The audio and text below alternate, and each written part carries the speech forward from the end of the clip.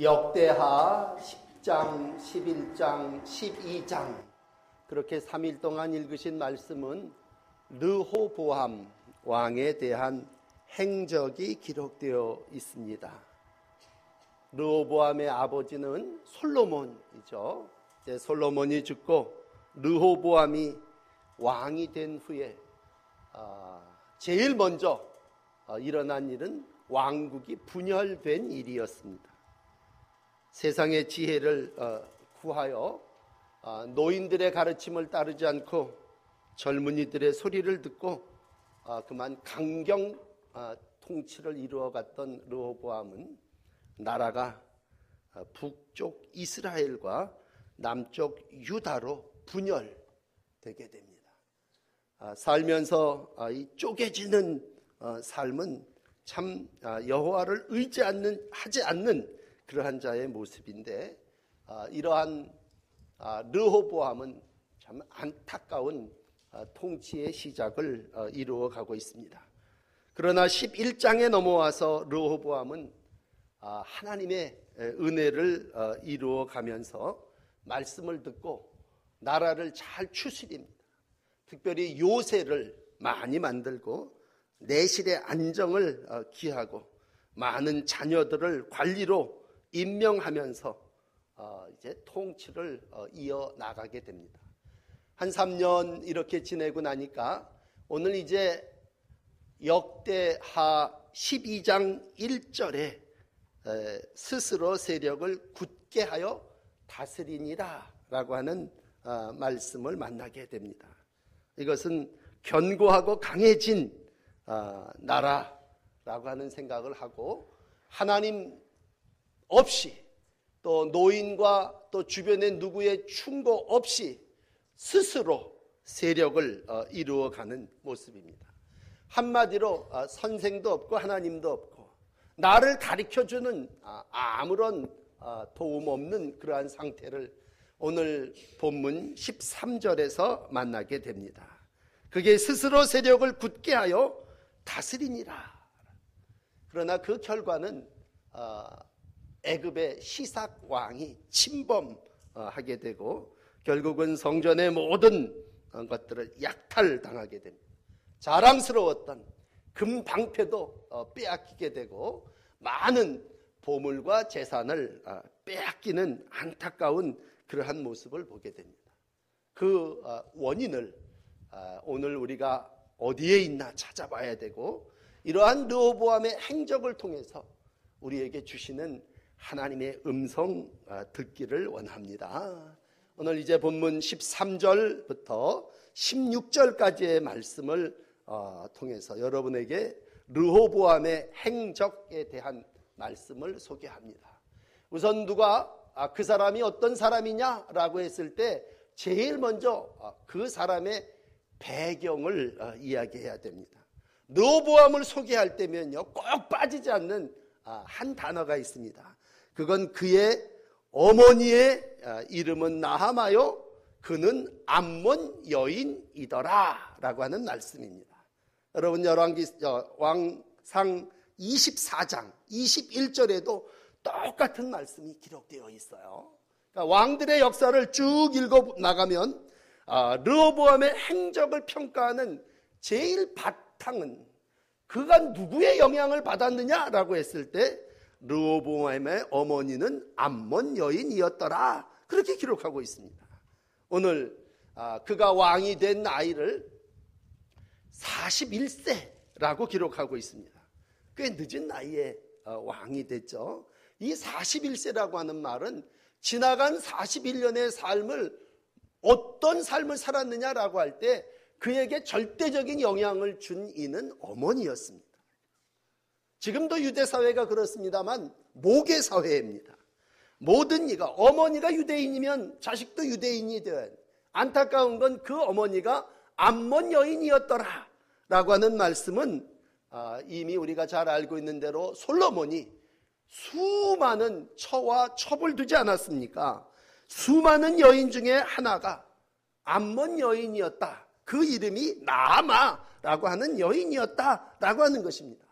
그렇다면 아들을 1000명 낳을 수도 있었을 텐데 그 수많은 아이들을, 자식들을 누가 훈육했겠느냐, 누가 교사고 누가 가르쳤느냐라고 할 때 그건 아버지가 한 일이 아니라 어머니가 했다고 하는 것이죠.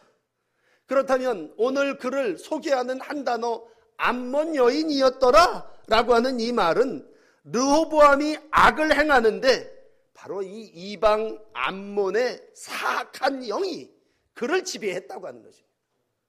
여러분 잘 아시는 대로 암몬 사람들은요, 밀곰 혹은 몰렉이라고 하는 우상을 섬기는 이들입니다. 많은 신들을 섬기는 이방 신들과 가나안의 신들이 있었지만 아주 신 중에 신은 암몬 신이었습니다. 그들의 그 신을 섬기는 것의 극단적인 표현은 자식을 불태워 제물로 드리는 아주 혐오스러운 그러한 형태의 우상을 숭배하는 이들이 바로 암몬 족속이었습니다. 그러므로 하나님이 우상 숭배하는 자들을 다 미워하셨지만 그 중에 특별히 미워하셨던 건 암몬 사람들이었습니다. 왜? 자식을 하나님 앞에 바치는 게 아니라 자식을 불에 태워 우상하게 바친다. 그 얘기는 하나님을 섬기지 아니하고 우상을 숭배하는 자의 극단적인 표현이 올시다. 그렇다면 이러한 암몬 여자인 어머니가 아들 르호보암을 어떻게 길렀겠느냐라는 얘기죠. 당연히 하나님을 섬기기보다도 저희 우상 숭배하는 걸 가르쳤을 것이고 말씀을 지키지 못하게 했다면 오늘 1절 르호보암이 나라가 견고해지고 세력이 안정되자 여호와의 율법을 버렸다라고 하는 말씀에서 볼 수 있습니다. 왜 우상을 숭배하지 않고 하나님을 숭배하도록 놔뒀겠느냐라고 했을 때 그는 철저하게 어머니의 영향을 받은 사람입니다. 일찍이 우리는 아버지 솔로몬, 할아버지 다윗 이렇게 얘기를 할 때 그 계보가 로얄 패밀리입니다. 다윗 왕은 죽기 전에 솔로몬에게 이렇게 유언했죠. 내가 만일 그를 찾으면 만날 것이요 만일 내가 그를 버리면 그가 너를 영원히 버리시리라. 잘 하나님 믿으라는 얘기죠. 그런데 여러분 솔로몬은 처음 시작은 1000번째로 잘 시작했지만 말년에 가서 수많은 아내들을 두는 바람에 하나님을 떠났습니다. 그 역사가 열왕기상 11장에 잘 기록되어 있는데 열왕기상 11장 1절은 이렇게 기록합니다. 솔로몬 왕이 바로의 딸 외에 많은 이방 여인을 사랑하였으니 곧 모압과 암몬과 에돔과 시돈과 헷 여인들이라. 등등등등 수많은 여인들을 아내로 맞이했다고 하는 얘기입니다. 다시 한번 열왕기상 11장 4절의 말씀을 읽어드리면 솔로몬의 나이가 많을 때에 그의 여인들이 그의 마음을 돌려 다른 신을 따르게 하였으므로 이는 시돈 사람의 여신 아스다롯을 따르게 하고 암몬 사람의 가증한 밀곰을 따르게 함이라. 그렇게 기록하고 있습니다. 그러니까 솔로몬 자신도 외교와 나라의 부흥을 위해서 많은 외국의 공주들을 일종의 수입하여 정책적으로 데려왔지만 그들이 섬기는 우상이 말년에 가서는 솔로몬을 지배했다고 하는 얘기입니다. 성령 강림 주일에 영적으로 우리가 모든 것을 판단할 때 마지막에 가서 영적으로 우상에게 돌아간 솔로몬이 결국은 아버지 다윗이 하나님을 잘 섬겼기 때문에 하나님이 내가 내 대에는 너를 멸하지 아니하고 그 아들 르호보암 때에 심판하리라 말씀하신 그대로 오늘 르호보암이 스스로 자기 세력을 굳히며 통치할 때에 하나님은 애굽 사람 시삭을 통해서 그를 심판하신 거고 그들이 그렇게 자랑스럽게 생각했던 금방패를 빼앗음으로 더 이상 사람이 금과 은이 너를 지켜주는 것이 아니라고 하는 것을 가르쳐 주셨습니다. 여러분 우리가 어떤 때는 태평하게 되고 세력이 강해지고 잘 살게 될 때에 그게 1절이라면 우리는 어떠냐? 율법을 버린다는 얘기입니다. 이게 르호보암 왕의 이야기가 아니라 우리가 힘들고 어렵고 고통스러울 때 날마다 저녁마다 우리가 십자가 앞에 나와서 붙잡고 하나님을 의지하고 말씀을 따르는데 나라가 평탄해지고 삶이 윤택해지고 내 삶 속에 모든 것들이 평안하게 될 때에 우리는 율법을 버리고 오히려 세상적으로 나아가게 된다고 하는 것입니다. 그렇습니다. 육적으로는 로얄 패밀리고 왕가에 다윗을 할아버지로 두고 솔로몬을 아버지로 둔 사람이지만 오늘 그는 아버지의 신앙의 계대를 이어가기보다 어머니의 우상의 영향을 받았음을 기억하십시오. 여러분, 사람이 선한 것에 영향을 받느냐? 아니올시다. 악이 오히려 그를 영향력 있게 하고 어머니가 오히려 그를 타락과 우상숭배의 길로 인도한다는 얘기입니다. 열왕기상 3장 14절은 말합니다. 만일 내 아버지 다윗의 행함과 같이 내 길로 행하며 내 법도와 명령을 지키면 내가 또 내 날을 길게 하리라. 우리는 수없이 이 말씀을 붙잡고 그래 다윗의 신앙처럼 솔로몬의 신앙처럼 살면 된다 배웠지만 르호보암은 그렇게 산 날이 겨우 3년입니다. 3년. 율법을 버리게 됩니다. 그리고 하나님의 심판을 당하게 됩니다. 그리고 백성들은 다 그러한 왕을 추종하여 온 지도자 우상 숭배하는 일에 앞장서게 됩니다. 오늘 좀 깁니다만 이 본문을 다시 열왕기상 14장 23절로 읽어드리고 싶습니다. 그들도 산 위에와 모든 푸른 나무 아래 산당과 우상과 아세라상을 세웠습니다. 그 땅에 또 남색하는 자가 있었고 여호와께서 이스라엘 자손 앞에 쫓아내신 국민의 그 가증한 일을 무리가 본받아 행하였음이니라. 르호보암 때에 행했던 죄악을 세 가지로 등분을 나누어서 설명을 한다면 다시 산 위에 산당과 우상과 아세라상을 세우고 그 조잡한 우상 숭배를 다시 시작했다는 얘기예요. 솔로몬 때에 중단되었고 다시 그 아들 르호보암이 통치하고 나서 심지어는 그 사회에 어떤 것이 들어와요? 남색하는 자. 요즘 유행하는 동성애가 남색입니다. 퇴폐의 극이, 사회의 악이 동성애를 허용하는 거라면 오늘 르호보암 왕 때에 동성이, 남색끼리 서로 색을 쫓아서 행하는 그러한 모습입니다. 이 모든 것은 여호와께서 이미 이스라엘 자손 앞에서 쫓아낸 가증한 일인데 그걸 다시 쫓아낸 걸 다시 끌어다가 불러서 저만 아니라 온 백성이 다 함께 우상을 숭배하며 성적 타락을 이루며 가나안의 삶을 살아나갔다고 하는 것입니다. 단순히 율법을 버리면 끝이 아니에요.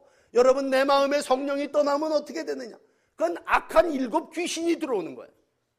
우리가 성령 충만해야 되는 이유는, 하나님의 말씀을 따라야 되는 이유는 하나님의 말씀을 따르지 않으면 우상이 들어오고 퇴폐가 들어오고 내 삶을 찢고 물난케 한다는 얘기입니다. 내가 하나님을 따라 살지 않으면 뭐예요? 욕정을 따라 살고 욕구가 나를 지배할 수밖에 없다는 얘기입니다. 그냥 단순하게 율법을 버렸느니라 그 얘기는 말씀을 지키지 않았다는 얘기가 끝이 아니라 말씀을 지키지 않았다는 얘기는 이와 같은 죄를 지었다는 얘기입니다. 여러분, 영적 원리는 쉽습니다. 죄를 짓는 자마다 죄의 종이고 말씀을 지키는 자마다 하나님의 종입니다. 요한복음 8장 34절의 말씀입니다. 예수께서 죄를 범하는 자마다 죄의 종이니라. 죄를 범하는 자, 우상을 숭배하고 남색하고 내쫓아버린 온갖 몹쓸 짓을 다시 해대는 이는 누구냐? 그건 죄가 지배하는 사람입니다. 마귀가 지배하는 자고 치욕스러운 애굽을 섬기는 일로 되돌아가는 일이랍니다. 그 모든 게 뭐예요? 하나님을 위하여가 아니라 자기의 쾌락을 위해서죠. 자기의 즐거움과 자기의 이익과 탐욕을 위하여. 망설임 없이 죄를 짓고 이웃을 해하는 욕망이 지배하는 인간이란 말이에요.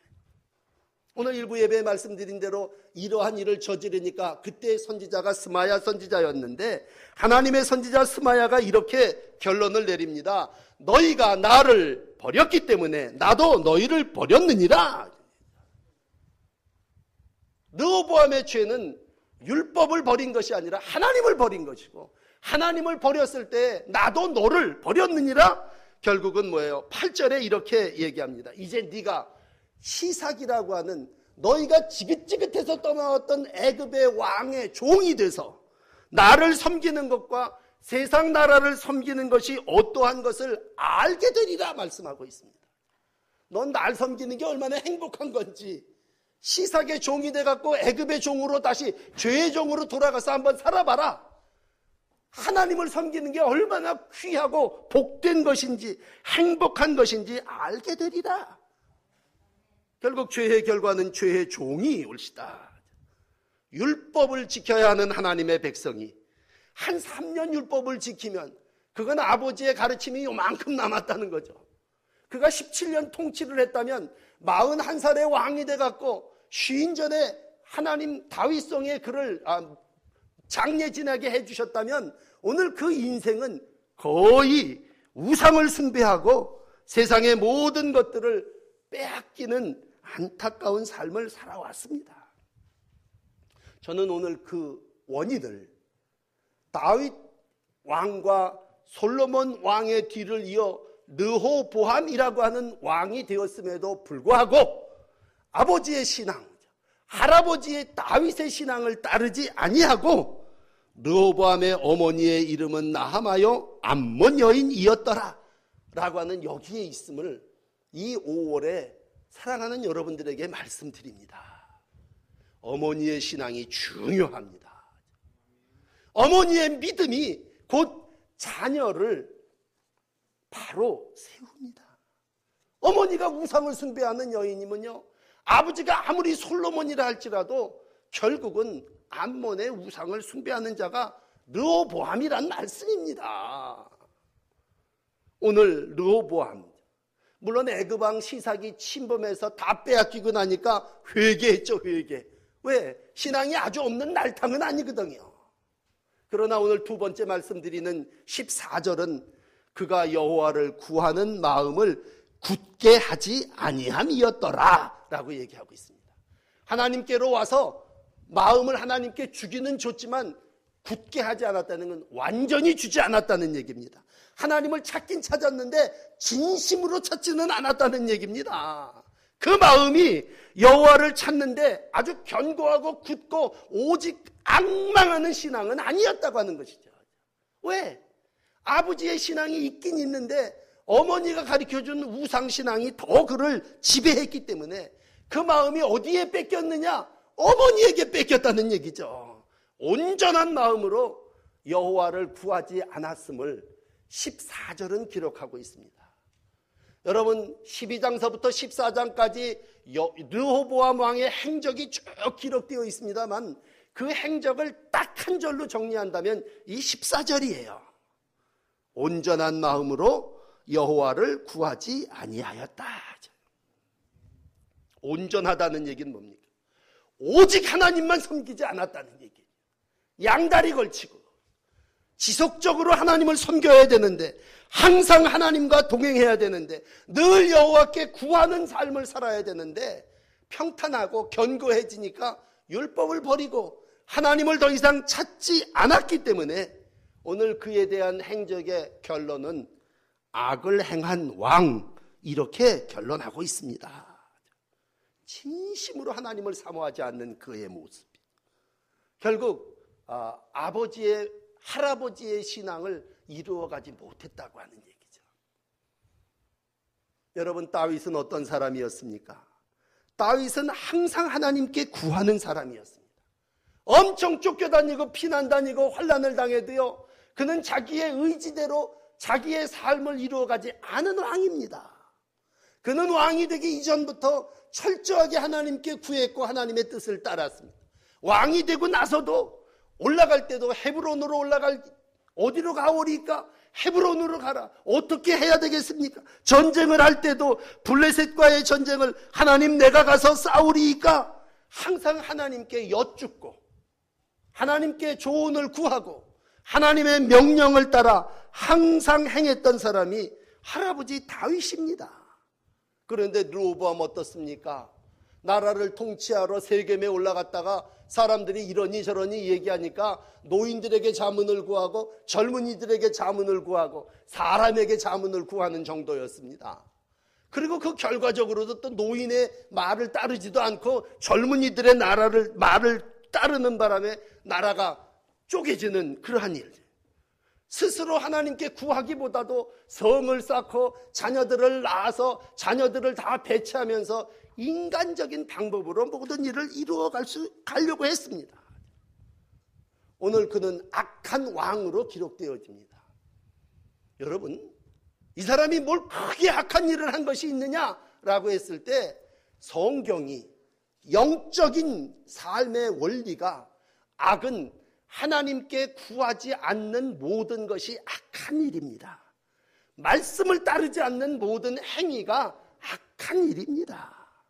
오늘 안타까운 건 르호보암이라고 하는 왕은 하나님께 자문을 구하지 않았고 무릎을 꿇고 엎드려 하나님께 기도하지 않았습니다.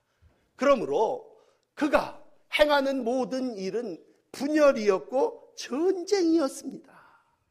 오늘도 그를 평가하는 한 단어를 다시 기억하십시오.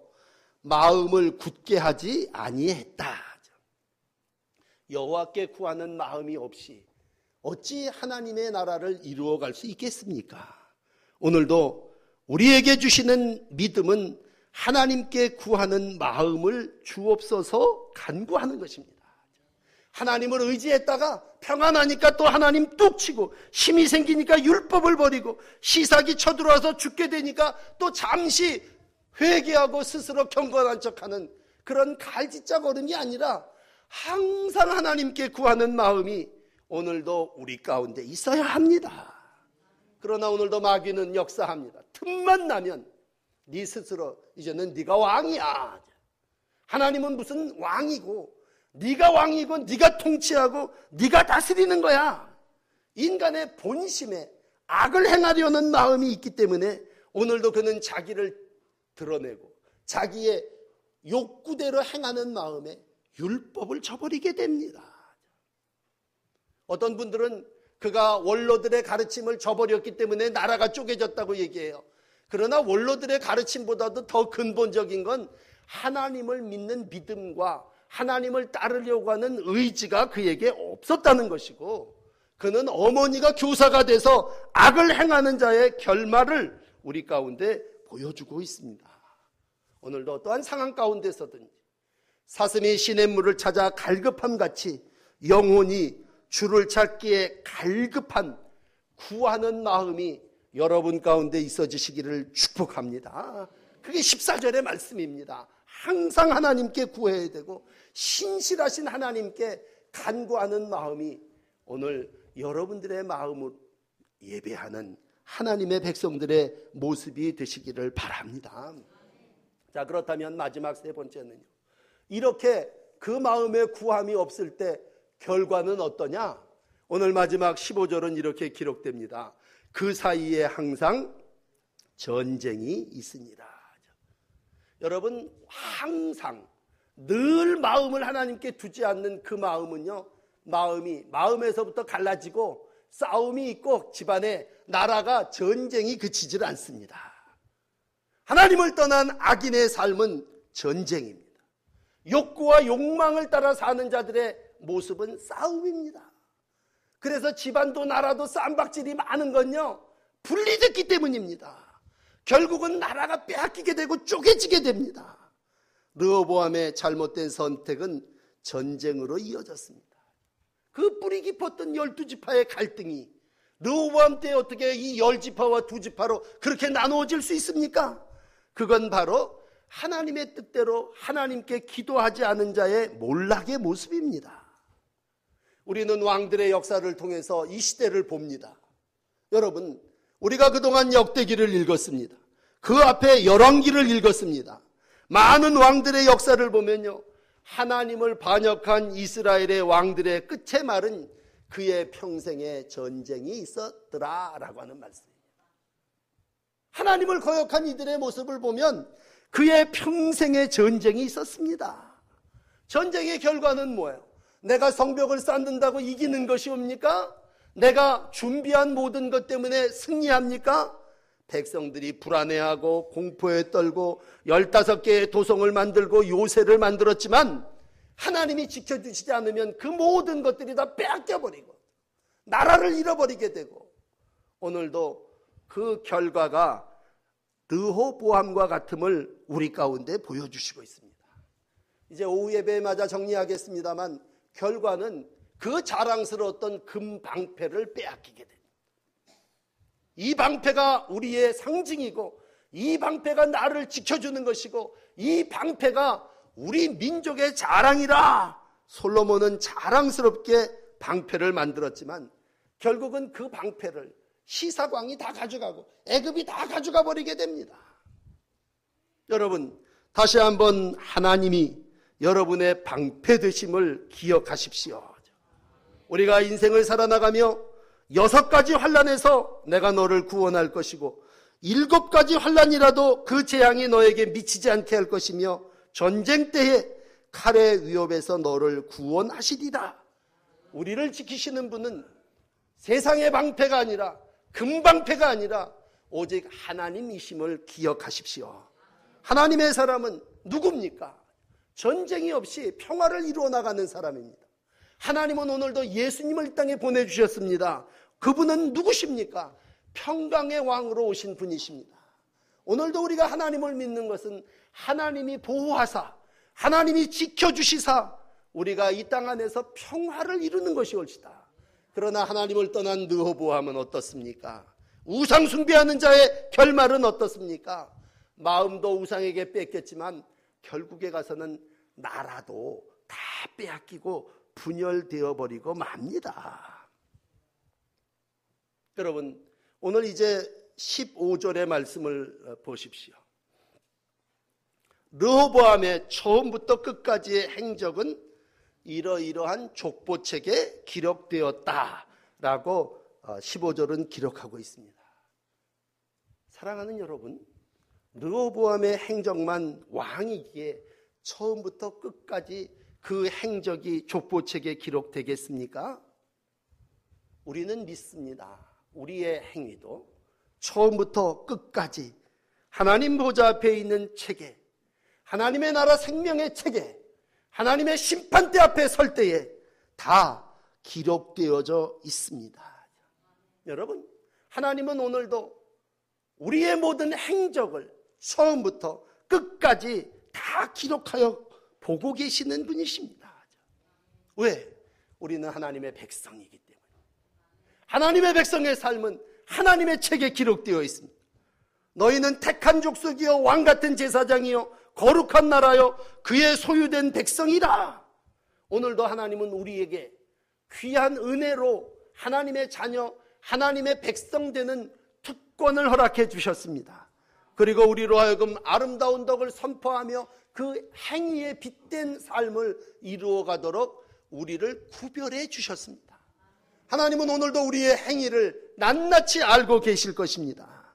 그렇다면 오늘 이 아침 다시 한번 우리가 남은 삶을 살아나갈 때에 하나님을 버렸다, 말씀을 버렸다, 율법을 버렸다, 르호보암의 삶이 아니라 우리의 삶일까 두렵습니다. 하나님을 찾는 일이 없어졌다라고 할 때, 우리가 하나님의 영으로 마음을 삼고 성령 충만한 삶을 살아 함에도 일이 없다라고 할 때, 오늘 우리의 삶은 분열이고 싸움이고 전쟁일 것입니다. 여러분, 오늘도 내 마음에 하나님을 두시고 내가 하나님의 말씀을 소중히 여기고 오늘도 하나님 의식하며 하나님이 내게 주신 평화의 일들을 이루어 나가시기를 바랍니다. 특별히 5월을 살아나가며 우리가 감리교를 창시한 웨슬리 목사님을 생각할 때 제가 이런 예를 하나 들어드립니다. 요한 웨슬리 목사님의 어머니는 수잔나 웨슬리였습니다. 여러분 잘 아시는 대로 요한 웨슬리는 형제가 19명이었습니다. 자녀를 기르는 일에 어머니 수잔나 웨슬리는 항상 최선을 다했습니다. 그의 일기 가운데 기록된 중요한 내용 가운데 하나는 밤이 되면 하루의 일과를 마치고 잠자리에 들게 되면 수잔나 웨슬리는 19명의 아들을 각각 한 명씩 모아놓고 한꺼번에 하지 않았습니다. 각각 한 명씩 앉혀놓고 묻습니다. 두 가지를 물었다고 그래요. 첫째는 너는 누구의 자녀이냐? 그러면 아이들이 한결같이 하나님의 자녀입니다. 그럼 두 번째 물었답니다. 누가 너희를 위대하게 만드느냐? 하나님입니다. 그러면 기도해주고 잠재웠답니다. 한꺼번에 한 게 아니라 하나의 하나의 너는 누구의 자녀이냐? 너를 누가 위대하게 만드느냐? 다음 세대의 신앙의 위대한 유산이 어머니 수잔나 웨슬리로부터 요한 웨슬리로 이어졌고 이 요한 웨슬리의 신앙에 우리 감리교회가 세워졌습니다.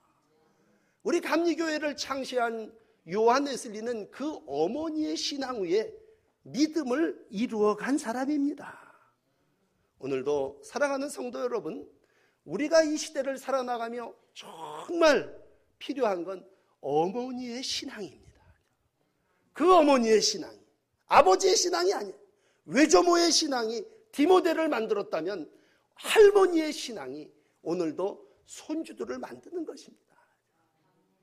우리가 이 땅을 살아나가며 다시 한번 르호보암의 행적을 이렇게 하면서 이게 남 얘기입니까? 우리의 삶의 모습입니다. 오늘도 르호보암의 행적을 악한 왕이었더라 마감했다면 여러분 우리의 삶이 악인의 삶으로 마감되기를 원하시는 분 한 분도 없지 않습니까?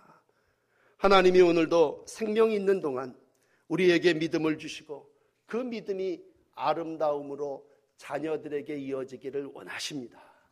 그 일을 행하시는 믿음의 어머니, 믿음의 아버지들이 되시기를 축복합니다. 기도하십시다.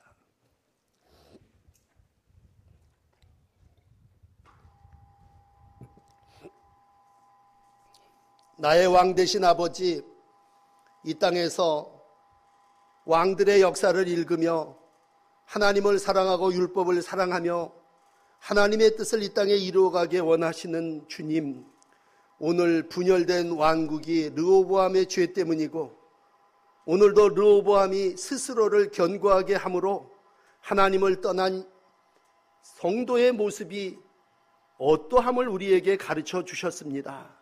주님, 가르침이 없는 이 시대에 모든 이들이 제 갈 길로 스스로 자기의 삶을 살아나가는 이때에 우리를 하나님의 사람으로 남겨두시고 하나님의 사람으로 이 땅에서의 삶을 이루어가게 하시는 이유가 분명함을 깨닫게 하여 주시옵소서. 우리가 스스로 세력을 굳게 하여 다스림이 아니라 하나님이 나의 왕 되시고 내가 하나님의 종 되어 싸우니 주님, 하나님의 명령을 따라 율법을 사랑하며 말씀 따라 사는 믿음의 가정들 되게 하옵소서. 오늘도 주께 기도하옵나니 우리의 마음에 성령 충만함을 허락하여 주시옵소서. 우리가 온전히 오직 하나님만을 섬기기를 원합니다. 하나님, 세상을 향한 마음과 욕구를 이 아침 제거해 주시고 성령으로 충만케 하시사 우리가 이 땅을 살아나가는 동안 오직 마음과 뜻과 정성을 다하여 하나님을 사랑하고 하나님을 섬김으로 우리의 후손들이 복되게 하여 주시옵소서. 이 땅에 전쟁이 없고 하나님 분열과 분리의 영이 제거되어지며 오직 평화와 화평의 날들만 이루어지기를 원합니다. 결국 하나님을 섬기지 않는 이들의 날이 싸움뿐이라고 하는 것을 우리에게 일러주셨는데 주님, 이 아침 우리의 모든 욕망을 제거해 주시고 우리 가운데 하나님이 원하시는 평화를 만드는 자로 하나님의 사람으로 세움받게 하여 주시옵소서. 이 나라와 이 민족을 지켜주시고 전쟁이 없는 나라가 되게 하여 주시고 우리가 가정을 세워 싸우니 우리의 가정이 분리되지 않게 하시고 싸움이 중단되게 하시고 오직 하나님의 왕권으로 지배되는 복된 가정들 되게 하여 주옵소서. 우리를 구원하시는 예수 그리스도의 이름으로 간절히 기도합니다. 아멘.